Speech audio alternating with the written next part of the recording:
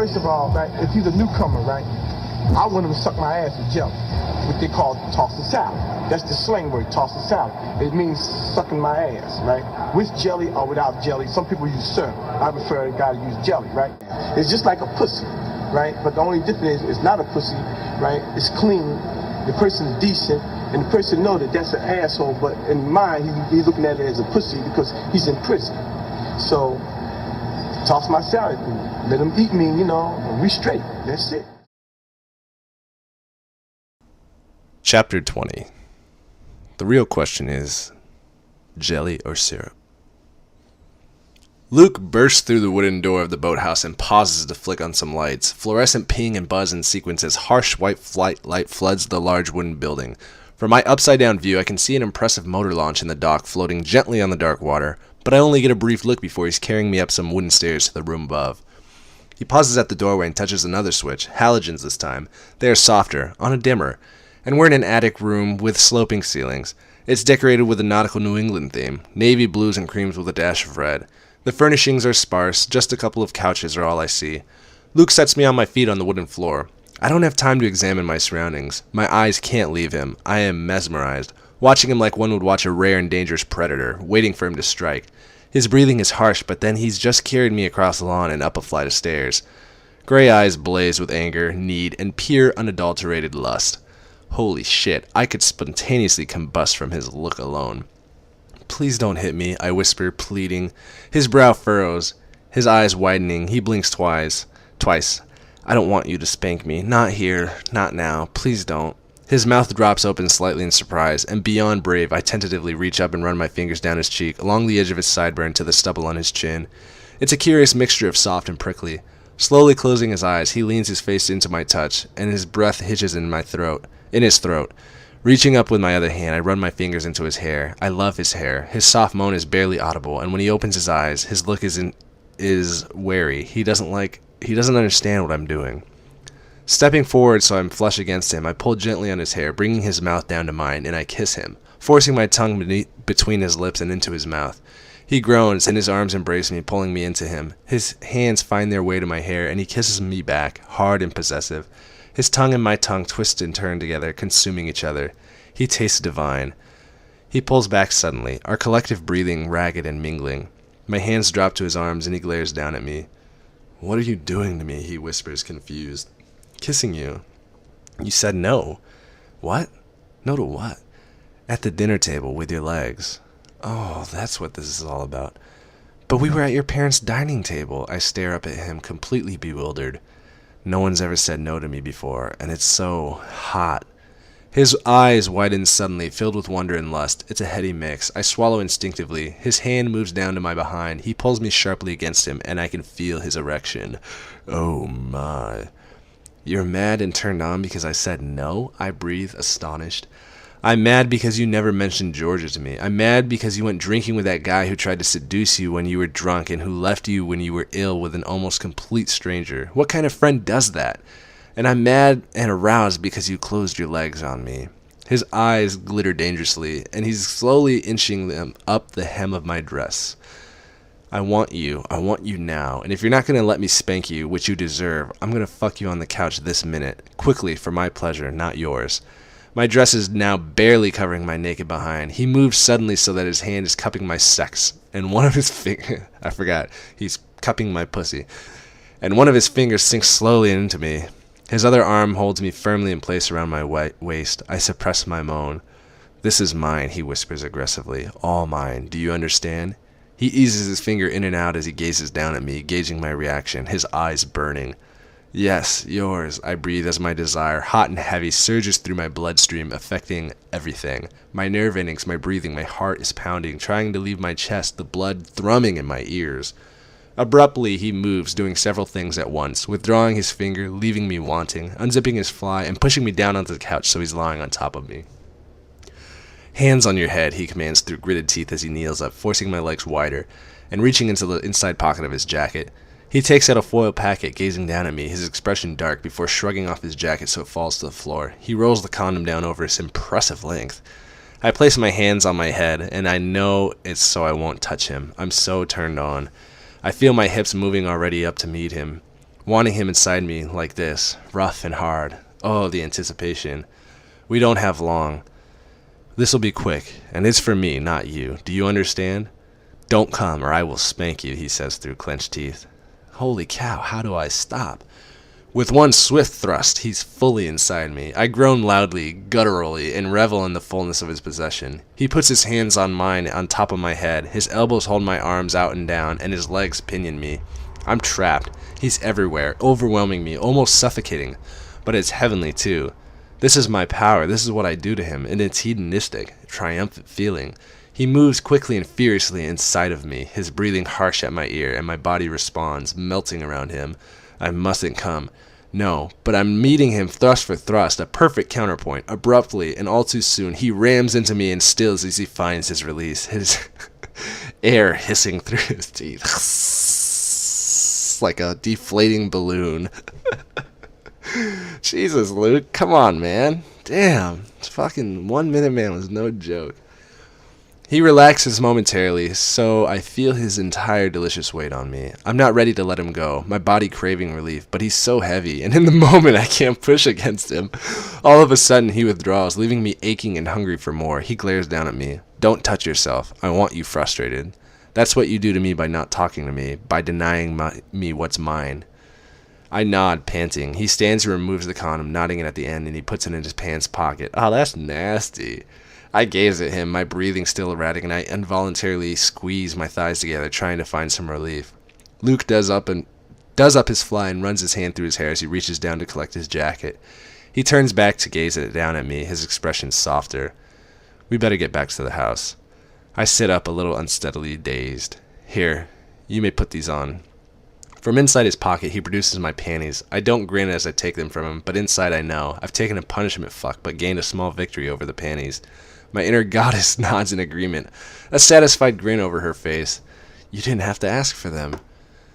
Luke! Mia shouts from the floor below. He turns and raises his eyebrow at me, just in time. Christ, she can be really irritating. I scowl back at him, hastily restore my panties to their rightful place, and stand with as much dignity as I can muster in my just fucked state. Quickly, I attempt to smooth my just fucked hair. Up here, Mia, he calls down. Well, Miss Tran, I feel better for that, but I still want to spank you, he says softly. I don't believe I deserve it, Mr. Theophilus, especially after tolerating your unprovoked attack. Unprovoked? You kissed me. He tries his best to look wounded. I purse my lips. It was attack as the best form of defense. Defense against what? You and your twitchy palm. He cocks his head to one side and smiles at me as Mia comes clattering up the stairs. But it was tolerable? He asks softly. I flush. Barely, I whisper, but I can't help my smirk. Oh, there you are, she beams at us. I was showing Lynn around. Luke holds up his hand out to me, his gray eyes intense. I put my hand into his, and he gives it a soft squeeze. Kate and Elliot are about to leave. Can you believe those two? They can't keep their hands off each other. Mia feigns disgust and looks from Luke to me. What have you been doing in here? Gee, she's so forward. I blush scarlet. Showing Lynn my rowing trophies, Luke says without missing a beat, completely poker face. Let's go say goodbye to Kate and Elliot. Rowing trophies? He pulls me gently in front of him, and as Mia turns to go, he swats my behind. I gasp in surprise. I will do it again, Lynn. And soon he threatens quietly close to my ear, and then he pulls me into an embrace, my back to his front, and kisses my hair. Back at the house, Kate and Elliot are making their farewells to Grace and Mr. Theophilus. Kate hugs me hard. I need to speak to you about antagonizing Luke, I hiss quietly in her ear as she embraces me. He needs antagonizing, then you can see what he's really like. Be careful, Lynn. He's so controlling, she whispers. See you later. I know what he's really like. You don't, I scream at her in my head. I'm fully aware that her actions come from a good place, but sometimes she just oversteps the mark, and right now so far that she's into the neighboring state. I scowl at her, and she pokes her tongue out at me, making me smile unwillingly. Playful Kate is novel, must be Elliot's influence. We wave them off at the doorway, and Luke turns to me. We should go too. You have interviews tomorrow. Mia embraces me warmly as we say our goodbyes. We never thought he'd find anyone, she gushes. I flush and Luke rolls his eyes again. I purse my lips. Why can he do that when I can't? I want to roll my eyes back at him, but I do not dare, not after his threat at the boathouse. Take care of yourself, Lynn, dear, Grace says kindly. Luke, embarrassed or frustrated by the lavish attention I'm receiving from the remaining Theophiluses, grabs my hand and pulls me to his side. Let's not frighten her away or spoil her with too much affection, he grumbles. Luke, stop teasing, Grace scolds him indulgently, her eyes glowing with love and affection for him. Somehow, I don't think he's teasing. I surreptitiously watch their interaction. It's obvious Grace adores him with a mother's unconditional love. He bends and kisses her stiffly. Mom, he says, and there's an undercurrent in his voice. Reverence, maybe? Mr. Theophilus, goodbye and thank you. I hold out my hand to him, and he hugs me too. Please call me Carrick. I hope we do see you again very soon, Lynn. Our farewells said, Luke leads me to the car where Taylor's waiting. Has he been waiting here the whole time? Taylor opens my door, and I slide back into the back of the Audi. I feel some of the tension leaving my shoulders. Geez, what a day. I'm exhausted, physically and emotionally. After a brief conversation with Taylor, Luke clambers into the car beside me. He turns to face me. Well, it seems my family likes you too, he murmurs. Too? The depressing thought about how I came to be invited pops unbidden and very unwelcome into my head. Taylor starts the car and heads away from the circle of light in the driveway into the darkness of the road. I gaze at Luke, and he's staring at me. What? He asks, his voice quiet. I flounder momentarily. No, I'll tell him. He's always complaining that I don't talk to him. I think that you felt trapped into bringing me to meet your parents. My voice is soft and hesitant. If Elliot hadn't asked Kate, you'd never have asked me. I can't see his face in the dark, but he tilts his head, gaping at me. Lynn, I'm delighted that you met my parents. Why are you so filled with self-doubt? It never ceases to amaze me. You're such a strong, self-contained young woman, but you have such negative thoughts about yourself. If I hadn't wanted you to meet them, you wouldn't be here. Is that how you were feeling the whole time you were there? Oh, he wanted me there. And it's a revelation. He doesn't seem uncomfortable answering me as he would if he were hiding the truth. He seems genuinely pleased that I'm here. A warm glow spreads slowly through my veins. He shakes his head and reaches for my hand. I glance nervously at Taylor. Don't worry about Taylor. Talk to me. I shrug. Yes, I thought that. And another thing, I only mentioned Georgia because Kate was talking about Barbados. I hadn't made up my mind. Do you want to go see your mother? Yes. He looks oddly at me, like he's having some internal struggle. Can I come with you? He asks eventually. What? I don't think that's a good idea. Why not? I was hoping for a break from all this intensity to try and think things through. He stares at me. I'm too intense? I burst out laughing. That's putting it mildly. In the light of the passing street lamps, I see his lips quirk up. Are you laughing at me, Miss Tran? I wouldn't dare, Mr. Theophilus, I reply with mock seriousness. I think you dare. I think you do laugh at me frequently. You are quite funny. Funny? Oh, yes. Funny peculiar or funny ha-ha? Oh, a lot of one and some of the other. Which way around? I'll leave that to you to figure out. I'm not sure if I can figure anything out around you, Lynn, he says sardonically, and then he continues quietly. What do you need to think about in Georgia? Us, I whisper. He stares at me impassive. You said you'd try, he murmurs. I know. Are you having second thoughts? Possibly. He shifts as if uncomfortable. Why? How did this suddenly become such an intense and meaningful conversation? It's been sprung up on me, like an exam that I'm not prepared for. What do I say? Because I think I love you and you just see me as a toy? Because I can't touch you? Because I'm too frightened to show you any affection in case you flinch or tell me off or worse? Beat me? What can I say? I stare momentarily out of the window. The car is heading back across the bridge. We are both shrouded in darkness, masking our thoughts and feelings, but we don't need the night for that. Why, Lynn? Luke presses me for an answer. I shrug, trapped. I don't want to lose him. In spite of all of his demands, his need to control his scary vices. He's got scary voices too, I'm sure. I've never felt as alive as I do now. It's a thrill to be sitting here beside him. He's so unpredictable, sexy, smart, and funny, but his moods, oh, and he wants to hurt me. He says he'll think about my reservations, but it still scares me. I close my eyes. What can I say? Deep down, I would just like more affection, more playful Luke, more love. He squeezes my hand. Talk to me, Lynn. I don't want to lose you. This last week, he trails off. We're coming near the end of the bridge, and the road is once more bathed in the neon light of the street lamps, so his face is intermittently lit in the dark. It's such a fitting metaphor. This man whom I thought was a romantic hero, a brave shining white knight, or the dark knight, as he said. He's not a hero. He's a man with serious, deep emotional flaws, and he's dragging me into the dark. Can I not guide him into the light? I still want more, I whisper. I know, he says. I'll try. I blink up at him, and he relinquishes my hand and pulls at my chin, releasing my trapped lip. For you, Lynn, I will try. He's radiating sincerity. And that's my cue. I unbuckle my seatbelt, reach across, and clamber into his lap, taking him completely by surprise. Wrapping my arms around his head, I kiss him long and hard, and in a nanosecond, he's responding. Stay with me tonight, he breathes. If you go away, I won't see you all week. Please.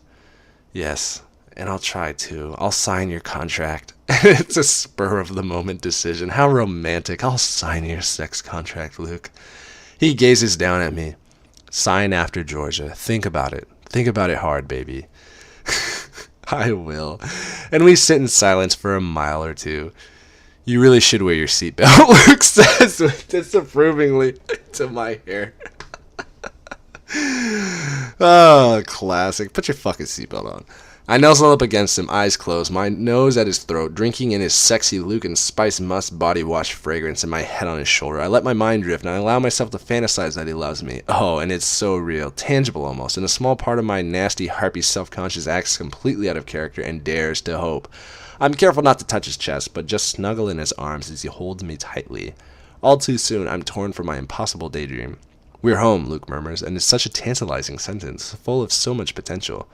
Home with Luke. Except his apartment is an art gallery, not a home. Taylor opens the door for us, and I thank him shyly, aware that he's been within earshot of our conversation, but his kind smile is reassuring and gives nothing away. Once out of the car, Luke assesses me critically. Oh no, what have I done now? Why don't you have a jacket? He frowns and shrugs out of his and drapes it over my shoulders. Relief washes through me.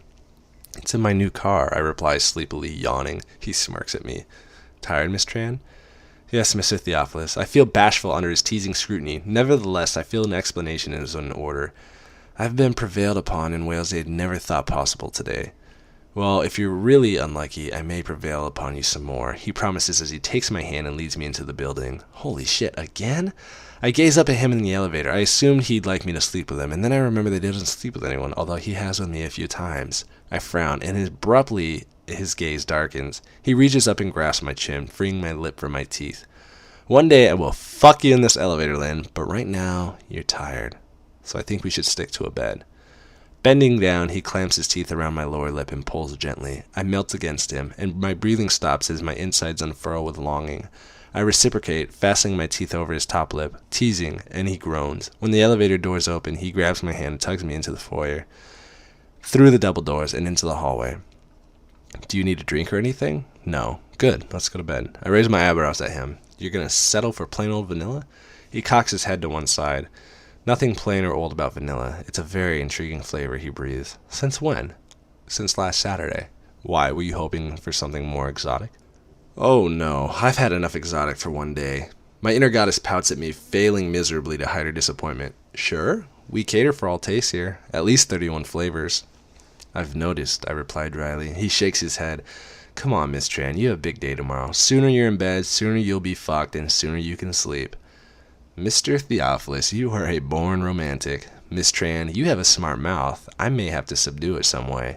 Come. He leads me down the hallway to his bedroom, and he kicks the door closed. Hands in the air, he commands. I oblige, and in one breathtakingly swift move, he removes my dress like a magician, grasping it at the hem and pulling it smoothly and fleetly over my head. Ta-da, he says playfully. I giggle and applaud politely. He bows gracefully, grinning. How can I resist him when he's like this? He places my dress on the lone chair beside his chest of drawers. And for your next trick, I prompt, teasing. Oh, my dear Miss Tran, get into bed, he growls, and I'll show you. Do you think that, for once, I should play hard to get? I ask. His eyes widen with surprise, and I see a glimmer of excitement. Well, the door's closed. Not sure how you're going to avoid me. I think it's a done deal. But I'm a good negotiator. So am I. He stares down at me, but as he does, his expression changes. Confusion washes over him, and the atmosphere in the room shifts abruptly, tensing. Don't you want to fuck? He asks. No, I breathe. Oh, he frowns. Okay, here it goes. Deep breath. I want you to make love to me. He stills and stares at me blankly. His expression darkens. Oh shit, this doesn't look good. Give him a minute, my subconscious snaps. Lynn, He runs his hands through his hair. 2 hands. Jeez, he's really bewildered. I thought we did, he says eventually. I want to touch you. He takes an involuntary step back from me, his expression for a moment fearful, and then he reins it in. Please, I whisper. He recovers himself. Oh, no, Miss Tran, you've had enough concessions from me this evening. And I'm saying no. No? No. And I can't argue with that, can I? Look, you're tired, I'm tired. Let's just go to bed, he says, watching me carefully. So touching is a hard limit for you? Yes, this is old news. Please tell me why. Oh, Lynn, please, just drop it for now, he mutters, exasperated. It's important to me. Again, he runs both his hands through his hair, and he utters an oath beneath his breath. Turning on his heel, he heads for the chest of drawers, pulls out a t-shirt, and throws it at me. I catch it, bemused. Put that on and get into bed, he snaps, irritated. I frown but decide to humor him. Turning my back, I quickly remove my bra, pulling the t-shirt on hastily as if to cover my nakedness. I leave my panties on. I haven't worn them for most of the evening. I need the bathroom. My voice is a whisper. He frowns, bemused. Now you're asking permission? No. Lynn, you know where the bathroom is. Today, at this point in our stage of the arrangement, you don't need to ask permission to use it. He can't hide his irritation. He shrugs out of his shirt, and I scoot into the bathroom. I stare at myself in the overlarge mirror, shocked that I still look the same. After all that I've done today, it's still the same ordinary girl gaping back at me. What did you expect, that you'd grow horns and a ponytail? Pointy tail? My subconscious snaps at me. And what the hell are you doing? Touching is a hard limit. Too soon, you idiot. He needs to walk before he can run. My subconscious is furious, Medusa-like in her anger, hair flying, her hands clenched around her face like Edward Munch's scream.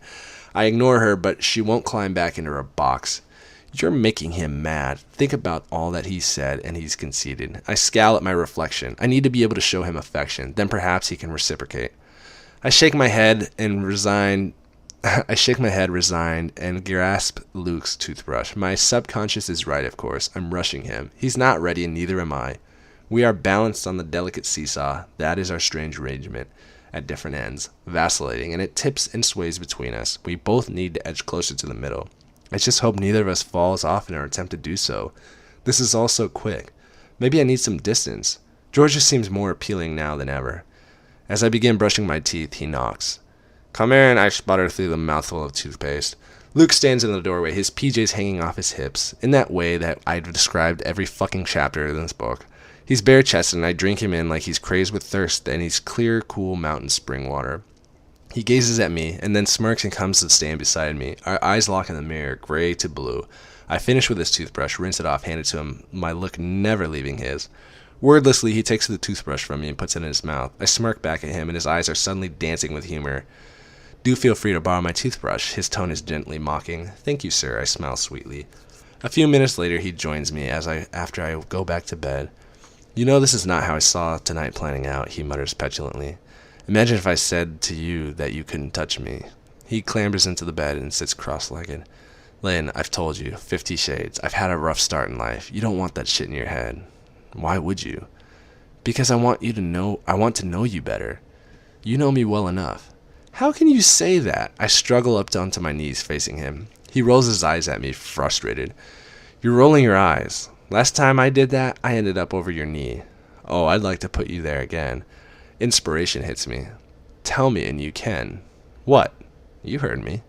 You're bargaining with me? His voice resonates with astonished belief. I nod. Yes, this is the way. Negotiating. Doesn't work that way, Lynn. Okay, tell me and I'll roll my eyes at you. He laughs and I get a rare glimpse of carefree Luke. I have not seen him for a while. He sobers. Always so keen and eager for information. His gray eyes blaze with speculation. After a moment, he gracefully climbs off the bed. Don't go away, he says, and exits the room. Trepidation lances through me, and I hug myself. What's he doing? Does he have some evil plan? Crap. Suppose he returns with a cane or some weird kinky implement. What will I do then? When he does return, he's holding something small in his hands. I can't see what it is, but I'm burning with curiosity. When's your first interview tomorrow? He asks softly. 2. A slow, wicked grin spreads across his face. Good. And before my eyes, he subtly changes. He's harder, intractable, hot. This is dominant Luke. Get off the bed. Stand over here. He points beside the bed, and I scramble up off in double quick time. He stares intently down at me, his eyes glittering with promise. Trust me? He asks softly. I nod. He holds out his hand, and in his palm are 2 round, shiny silver balls linked with a thick black thread. These are new, he says emphatically. I look questioningly to him. I'm going to put these inside of you, and then I'm going to spank you, not for punishment, but for your pleasure and mine. He pauses, gauging my wide-eyed reaction. Inside me? I gasp, and all the muscles deep in my belly clench. My inner goddess is doing the dance of 7 veils. Then we'll fuck. And if you're still awake, I'll impart some information about my formative years. Agreed? He's asking my permission. Breathlessly, I nod. I'm incapable of speech. Good girl. Open your mouth. Mouth? Wider. Gently, he puts the balls in my mouth. They need lubrication. Suck, he orders, his voice soft. The balls are cold, smooth, surprisingly heavy, and metallic tasting. My dry mouth pools with saliva as my tongue explores the unfamiliar objects. Luke's gray gaze does not leave mine. Holy hell, this is turning me on. I squirm slightly. Keep still, Lynn, he warns. Stop. He tugs them from my mouth. Moving toward the bed, he throws the duvet aside and sits down on the edge. Come here. I stand in front of him. Now turn around, bend down, and grasp your ankles. I blink at him, and his expression darkens. Don't hesitate, he admonishes me softly, in an undercurrent in his voice, and he pops the balls in his mouth. Fuck, this is sexier than the toothbrush. I follow his orders immediately. Geez, can I touch my ankles? I find I can, with ease. The t-shirt slides up my back, exposing my behind. Thank heavens I've retained my panties, but I suspect I won't for long. He places his hand reverently on my backside and very softly caresses it with his whole hand. With my eyes open, I can see his legs through mine, nothing else. I close my eyes tightly as he gently moves my panties to the side and slowly runs his finger up and down my pussy. My body braces itself in a heady mix of wild anticipation and arousal. He slides one finger inside me and circles it deliciously slowly. Oh, it feels good, I moan. His breathing halts, and I hear him gasp as he repeats the motion. He withdraws his finger and very slowly inserts the objects, one slow, delicious ball at a time. Oh my. Their body temperature warmed by our collective mouths. It's a curious feeling. Once they're inside me, I can't really feel them, but then again, I know they're there. He straightens my panties and leans forward. His lips softly kiss my behind. Stand up, he orders, and I shakily get to my feet. Oh, now I can feel him, sort of. He grasps my hips to steady me while I reestablish my equilibrium. You okay, he asks, his voice stern. Yes, my answer is feather soft.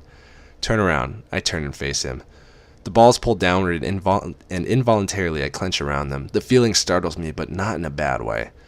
How does that feel, he asks. Strange. Strange good or strange bad? Strange good, I confess, blushing. Good. There's a trace of humor lurking in his eyes. I want a glass of water. Go and fetch one for me, please. Oh, and when you come back, I shall put you across my knee. Think about that, Lynn. Water? He wants water? Why? As I leave the bedroom, it becomes abundantly clear why he wants me to walk around. As I do, the balls weigh down inside me, massaging me internally. It's such a weird feeling and not entirely unpleasant. In fact, my breathing accelerates as I stretch up for a glass from the kitchen cabinet, and I gasp. Oh my, I may have to keep these. They make me needy for sex. He's watching me carefully when I return. Thank you, he says as he takes the glass from me. Slowly, he takes a sip and then places the glass on the bedside table. There's a foil packet ready and waiting, like me, and I know he's doing this to build the anticipation. My heart is picked up a beat. He turns his bright gray gaze to me. Come, stand beside me, like last time. I sidle up to him, my blood thrumming through my body, and this time I'm excited, aroused. Ask me, he says softly. I frown. Ask him what? Ask me. His voice is slightly harder. What? How is your water? What does he want? Ask me, Lynn. I won't say it again. And there's such a threat implicit in his words, it dawns on me. He wants me to ask him to spank me. Holy shit. He's looking at me expectantly, his eyes growing colder. Shit. Spank me, please, sir, I whisper. He closes his eyes momentarily, savoring my words. Reaching up, he grasps my left hand and he tugs me over his knees. I fall instantly, and he steadies me as I land in his lap. My heart is in my mouth, and his hand gently strokes my behind. I'm angled across his lap again so that my torso rests on the bedside beside him. This time he doesn't throw his leg over mine, but smooths my hair out of my face and tucks it behind my ear. Once he's done, he clasps my hair at the nape to hold me in place. He tugs gently and my head shifts back. I want to see your face while I spank you, Lynn, he murmurs, all the while softly rubbing my backside. His hand moves down between the cheeks of my behind and pushes against my pussy, and the full feeling is... I moan. Oh, the sensation is exquisite. This is for pleasure, Lynn, mine and yours, he whispers softly. He lifts his hand and brings it down in a resounding slap against the junction of my thighs, my behind, and my pussy. The balls are forced forward inside me, and I'm lost in a quagmire of sensation. The stinging across my behind, the fullness of the balls inside me, and the fact that he's holding me down. I screw my face up as my faculties attempt to absorb all these foreign feelings. I note somewhere in my brain that he's not smacked me as hard as last time. He caresses my backside again, trailing his palm across my skin and over my underwear. Why has he not removed my panties? Then his palm disappears and he brings it down again. I groan as the sensation spreads. He starts a pattern, left to right and then down. The down ones are the best, everything moving forward inside me, and in between each smack he caresses me, kneads me so that I'm massaged inside and out. It's such a stimulating, erotic feeling, and for some reason, because this is on my terms, I don't mind the pain. It's not painful as such. Well, it is, but not unbearable. Somehow it's manageable, and yes, pleasurable even. I groan. Yes, I can do this. He pauses as he slowly peels my panties down my legs. I writhe on his legs, not because I want to escape the blows, but I want more. Release. Something. His touch against my sensitized skin is all sensuous tingle. It's overwhelming, and he starts again. A few soft slaps, then building up, left to right and down. Oh, the downs, I groan. Good girl, Lynn, he groans, and his breathing is ragged. He spanks me twice more, and then pulls at the small threads attached to the balls and jerks them out of me suddenly. I almost climax. The feeling is out of this world. Moving swiftly, he turns me over. I hear rather see the rip of the foil packet, and he's lying beside me. He seizes my hands, hoists them over my head, and eases himself into me, onto me, into me, and onto me, sliding slowly, filling me where the silver globes have been. I groan loudly. Oh, baby, he whispers as he moves back, forward in a slow, sensual tempo, savoring me, feeling me. It's the most gentle he has ever been, and it takes no time at all for me to fall over the edge, spiraling into a delicious, violent, exhausting orgasm. As I clench around him, it ignites his release, and he slides into me, stilling, gasping out my name in desperate wonder. Lynn! He's silent and panting on top of me, and his hands still entwined into mine above my head. Finally, he leans back and stares down at me.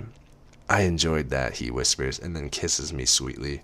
He doesn't linger for more sweet kisses, but rises, covers me with the duvet, and disappears into the bathroom. On his return, he's carrying a bottle of white lotion. He sits beside me on the bed. Roll over, he orders, and begrudgingly I move onto my front. Honestly, all this fuss, I feel very sleepy. Your ass is a glorious color, he says approvingly, and he tenderly massages the cooling lotion onto my pink behind. Spill the beans, Theophilus, I yawn. Miss Tran, you know how to ruin a moment. We had a deal. How do you feel? Shortchanged? He sighs, slides in beside me, and pulls me into his arms. Careful not to touch my stinging behind, we are spooning again. He kisses me very softly beside my ear. The woman who brought me into this world was a crack whore, Lynn. Go to sleep. Holy fuck, what does that mean?